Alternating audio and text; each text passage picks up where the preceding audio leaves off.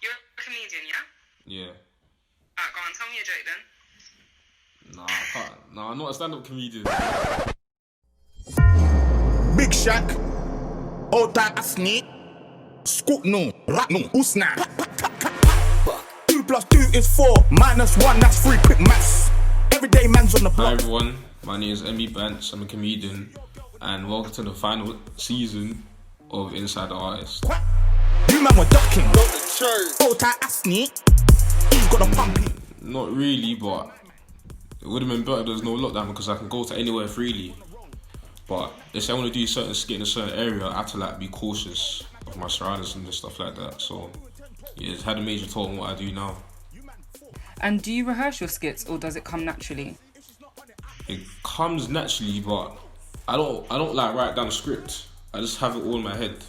So certain things that I say is not written down. It comes to my head basically because I already know what that character is gonna say. Do you get it? Because I know how they are. So yeah, it's just all improvisation. Boy, Sir, the bell rang though. the bell doesn't dismiss you. I dismiss you. Wow, that's really fun. Update, no one doesn't find you funny, mate. Just give it a rest and listen to what I have to say. Alright? Nah, but your daughter finds you funny though. Alright, so 2 times. So you should calm down before you have a mental I'm breakdown. really fed up with teaching some of you lots. Really and true, I don't ask people to do collabs. They just come to me. Like my first major collab was Don't Jealous Me, and with him, he just saw my video I think on Twitter, and he was tagging his friends, and then eventually he was like, oh yeah, he wants to do a skit with me, and then yeah, obviously he's a legend, so I just went and done a skit with him, yeah. But all my collaborations, it's not like I don't go to them. They basically ask me, then I say yeah, and yeah, basically that's it.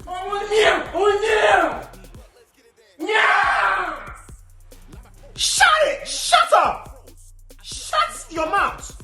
Why are you always screaming, this boy? Eh? Do I have eye for myself? Do I have it? I don't care, father. I want it for now. 44. That's the motherfucker. And he's still calling man for a draw. Big Shack. I think I'm funny, that's just obvious. Outgoing, and it's between the word stupid and clumsy. Well, I prefer clumsy, obviously. I started 2018 November, so it hasn't been that long, but it seems long because I'm the one doing it, innit? But compared to everyone else, they found out about me like 6 months ago, but I think yeah, it's been a year basically, and there's still more to go. Roughly to thinking of an idea. Yeah, to put one together. Like when you have one, cool, but actually putting it together and being like, I'm gonna do this, and how long does that whole process take you? Well, overall, when I started doing skits, it took me like 30 minutes to be honest, but now that I've started to do it more professionally, the way I conduct myself in my skits and who I do it with, it takes me like at least an hour just to finish the whole scenes, especially outside skits.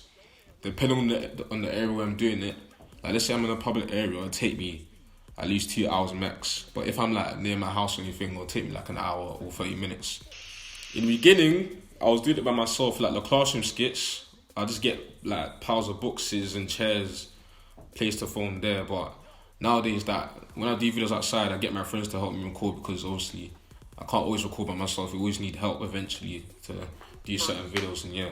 Fam, you're making bare noise, fam. Why is everyone clapping for, fam? Isn't everyone meant to be 2 meters away from each other? Bro, we're clapping on the NHS, bro. We do it every Thursday. NHS? Brother, that sounds like some B-Tech Avengers crew or something, fam. Fam, what is that? Some next Fantastic Four? Bro, no, fam. The hospital lots, man. Come on, the guys that they're saving lives right now, bro. NHS. Oh! Who's your favourite character out of all of your characters? And why? It used to be Mr. Brown, but Mr. Brown, like, obviously the whole Get Out thing, it takes a toll in my throat.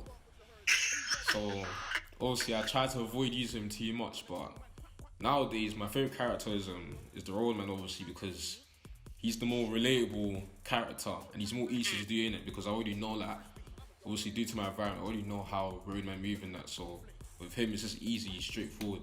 So he's my favorite character to play. Well, go on. Who do you think is gonna win? Labour or Conservatives? Who do you think is gonna win? Who's that? Who's Labour? What? Is that a dog or something? The main thing I want to do for acting is be on top, boy. Like, you know, them type of urban hood films, stuff like that. Like those are the films that will make me feel more comfortable in acting. But if I'm asked to do something like, I don't know, like for example, a sweet boy, I wouldn't know how to be a sweet boy in that sense, you get. So yeah, acting's something that I'm interested in, but it's not in my mind fully, because I know it will come later on in the future. So yeah.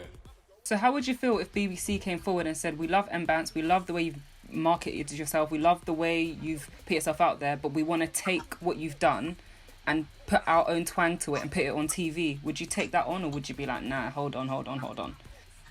How would you tackle that? Nah, I think, because with me, I like to do things how I normally do things on my side. So if they came up to me and said, yeah, we wanna bring you on and blah blah, but you have to change this and that, if it's not a major change, that I wouldn't mind. But if it's something that I have to do, like I can't say a certain word, like let's say a certain phrase that I do the roadman, I can't say, then I'll be like, nah, like it defeats the whole purpose of the whole character and takes away the originality as well. So nah. So you guys heard it here first. He said he ain't gonna sell himself out. So the day he does sell himself out, y'all can refer to this video. Are there any comedians that you look up to or wish to collaborate with one day? I definitely want to collab with Michael Dapper. I wish I could collab with RS, but nah, he's just done. He's refusing to bring that back. And there's other comedians, but I wouldn't say the comedians. It's basically in America. I think you might not know them, but you might know some guy called Desi Banks. He has a certain character called Parlay or something like that. He basically does like hood skits and other type of skits. You get. So he's one. There's another guy called Caleb City and another guy called Long Beach Griffin. So those three in America, those are the three that you know I really want to collab with. And plus, even on my YouTube, people say to me, "Oh, like you're the UK Long Beach Griffin," or "This guy's like Caleb City." So those are the three guys. I can show you the note for the reason why. Get out! Get out now! Get out! I don't want you here! Get out! Why? Okay, you're always late to my classroom. It's like you don't even care about life. Now get out! Get out! I don't care! Get out! I actually have a note. I have a reason for why I'm late. So can I show you? Give me it. You're actually a genuine guy. Like, I don't know why. I expected when I was going to talk to you, you're going to take everything as a joke, and I thought there'd be a lot of like giggling, and you'd be a bit like, I don't know. And you really changed my narrative of, because when I see you online, you're always like, do you know what I mean, like doing skits and always being funny. So I was thinking, oh my gosh, I'm going to interview a comedian. I've never done this before. Is he going to constantly try and make jokes? Is it going to be like unserious? But you're a very serious and genuine guy. It's because obviously around my friends, like I can be whoever I want because they're my friends. But obviously, like I can be serious when I need to be serious. So yeah. That's good, man. So some people don't know when to switch it off. So that's good. That's really good. That's really good. Your nose. What? You dickhead? Look at your nose. Pop up the 4-door with the 440 was 1, 2, 3, and 4. Chilling in the corridor. Your dad is 44. Nasty motherfucker. And he's still calling man for a draw. Big Shack, scoop no, rat no, usna. Let him know. When I see him, 2 + 2 is 4, -1, that's 3, quick maths. The thing goes grrrr, let him know. When I see him, skinny kick, pop, pop, every day, man, I'm gonna spin his jaw. Every day, when I see him, let him know. But my advice is like just to, if you want to start something, you have to make sure that you love it, like you have a certain passion. For example, on YouTube, everyone wants to be a YouTuber nowadays, innit?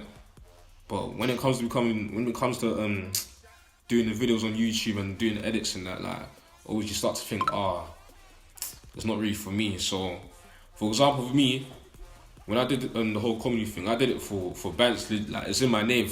It was banter in there, and that my friends.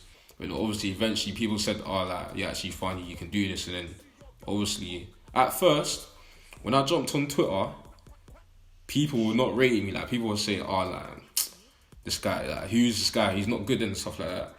And obviously, when you're jumping on something, you have to have a strong mindset. So with me, when people were saying, "Oh, it's not funny," blah blah, I looked at myself and I thought. At first, I thought, like, how am I not funny? But then I started to compare myself with other comedians that are at the top level right now, and I noticed that, oh, like my editing is not good, my voice, what I say, blah blah. So obviously, you have to learn the game as well when you want to be good at what you want to do, basically, and just have fun and be original and don't try to copy anyone. And yeah, be creative as well. So that's my advice.